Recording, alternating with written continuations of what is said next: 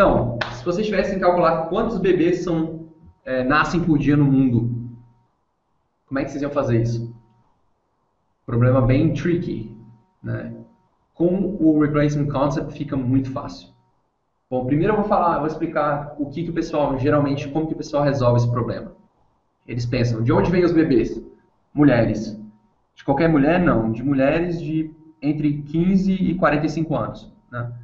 De todas as mulheres entre 15 e 45 anos, não. As mulheres que querem e podem ter filhos. Existem mulheres que podem e não querem, existem mulheres que querem e não podem, existem mulheres que não podem e não querem, por exemplo. Então, cada decisão dessa, cada detalhe desse é um branch a mais na árvore, né? E aí você vai chegar em um ponto que você vai falar, por dia, você tem que saber quantos bebês nascem por dia por mulher que quer ter filho e pode ter filho.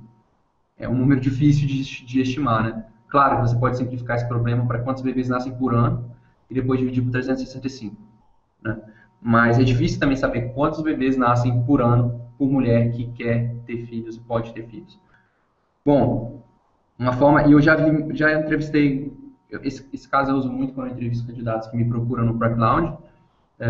Eu sou um expert lá e as pessoas têm acesso a expert se pagarem por uma sessão um pouco mais cara.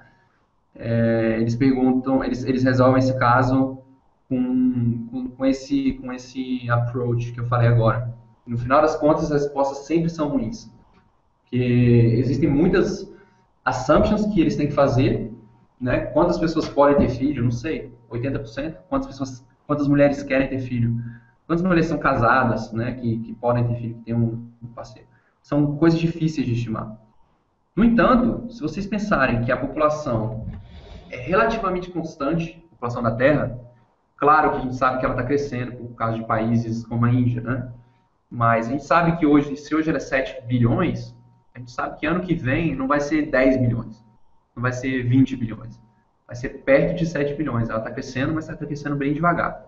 Então, para simplificar um pouco o problema, a gente pode assumir que a população é constante. Primeiro passo. O segundo passo é, se a população é constante, e a gente sabe que tem pessoas morrendo todo dia, se a população, se não tivesse gente nascendo para replace, né, para substituir essas pessoas, a população ia caindo até desaparecer, correto? Mas a gente sabe que se a população é constante, as pessoas que estão morrendo são substituídas por pessoas que estão nascendo. O próximo passo é você pensar, bom, quantos anos vive uma pessoa? Em média, no mundo, aqui na Europa são, sei lá, 80 anos, no Brasil são 65, na África 50, em média vão pensar 70 anos. Então a gente pode pensar que em 70 anos, todas as pessoas que estão agora na Terra vão ter morrido. Eu, vocês aí na sala, até um bebê de 1 ano, porque em 70 anos ele vai ter 71 anos. Então, em média, toda a população da Terra vai ter morrido e vai ter sido substituída por 7 bilhões de pessoas novas. Por quê? Porque a gente está assumindo que a população é constante. Então, em 70 anos, todas as pessoas vão morrer, que estão hoje na Terra, não importa a idade, e em 70 anos, 7 bilhões de pessoas vão ter substituído elas que morreram. Ou nós, né? Então, e não tem nenhuma razão para a gente acreditar que hoje mais gente vai morrer do que em 70 anos, do que em 50 anos, do que em 5 anos. Se você esquecer esse baby boom aí, essas variações, mas na média vai morrer um tanto constante de gente. Se a gente sabe que em 70 anos vão morrer 7 bilhões de pessoas e vão nascer 7 bilhões de pessoas para substituir elas, a gente sabe que por ano, 1/70 de 7 bilhões vão nascer, ou seja, 100 milhões de pessoas vão nascer para manter a população constante. Aí que é a chave do Replacement Concept. Você sabe que tem o número de pessoas que nascem para substituir as que morrem, 100 milhões por ano, se você dividir por 365, vai dar aproximadamente 270 mil pessoas por dia.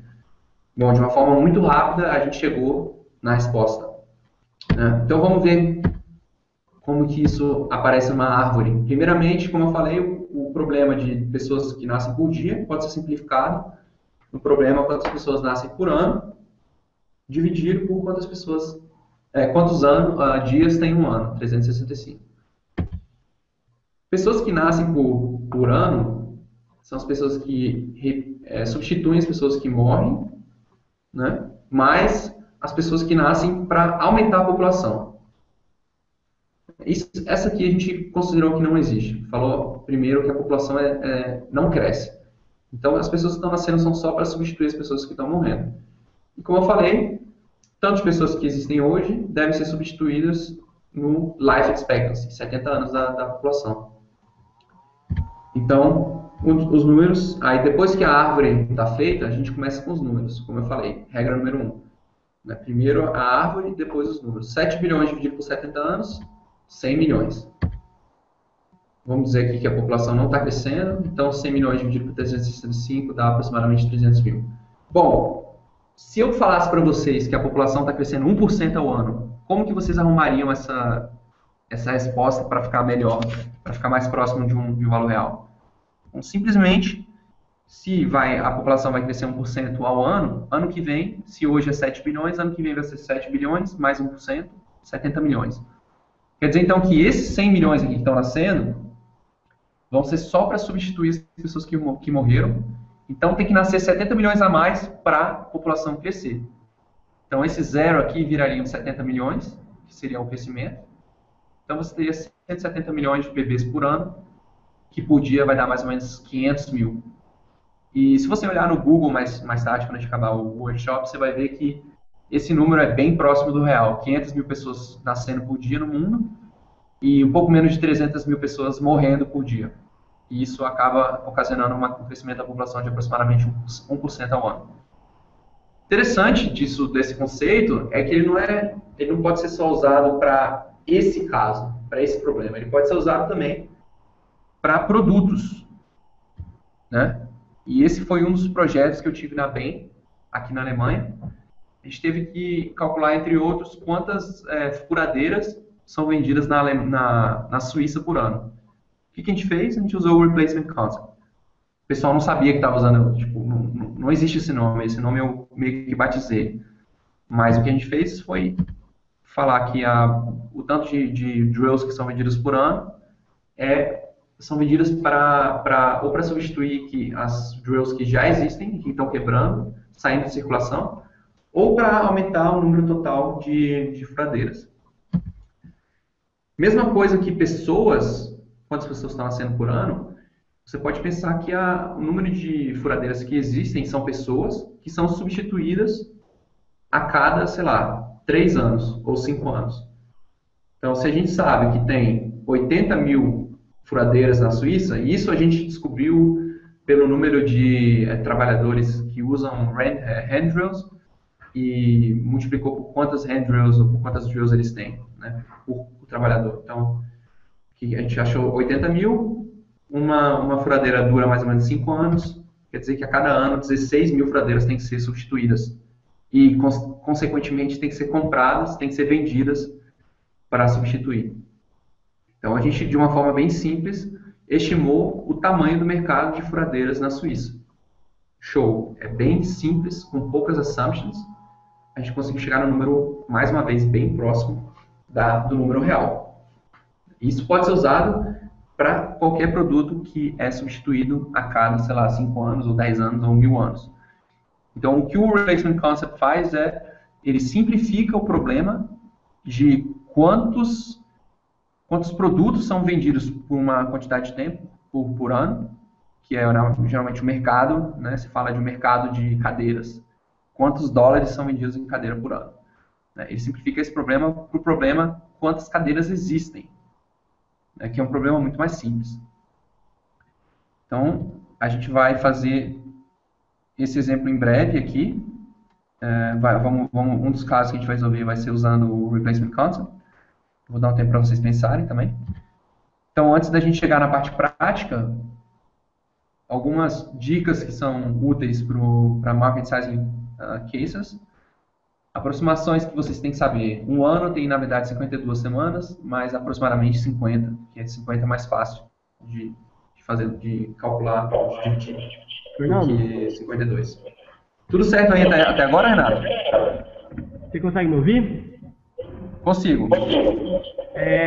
Tudo certo. Inclusive, surge uma pergunta aqui. Você pode voltar um slide, por favor? Posso.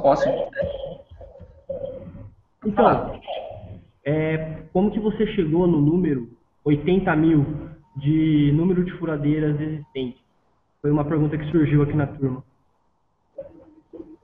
Como que a gente chegou nesse 80 mil? Boa pergunta. Então, o que a gente fez foi uma planilha gigante no Excel, na verdade, bem complexa, com todas as categorias de trabalhadores que usam essas ferramentas, né? Que usam furadeiras. Por exemplo, pintor, marceneiro, trabalhadores que trocam chão, eu não sei o nome, mas a gente fez uma categoria, uma lista com todas as pessoas que usam. A gente entrevistou esses caras, foi na porta de cada um deles, perguntou quantas furadeiras você tem e quantas você compra, geralmente, né? Para ajudar a gente a ver se o nosso cálculo estava certo.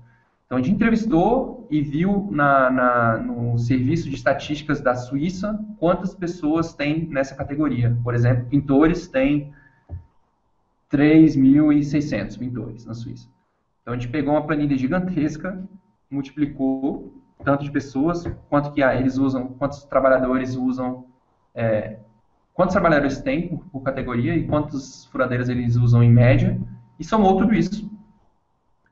Então, a gente chegou lá que são 80 mil furadeiras.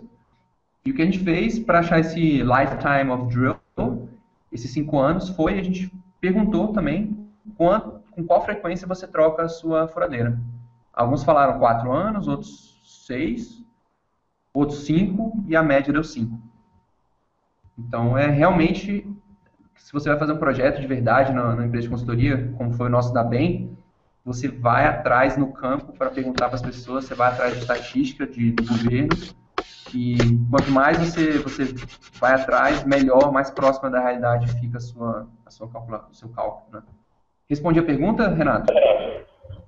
Sim, tá tudo certo. Obrigado. Beleza. Então, continuando, deixa eu ver aqui se no YouTube tá tudo certo aqui. Beleza. Então, eu terminei aqui no 50, né?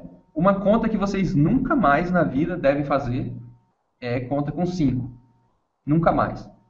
Qualquer coisa que vocês forem fazer com 5, multiplicar por 5, multiplicar por 50, dividir por 500, vocês vão dividir em vez de 5, dividir por 10 e multiplicar por 2.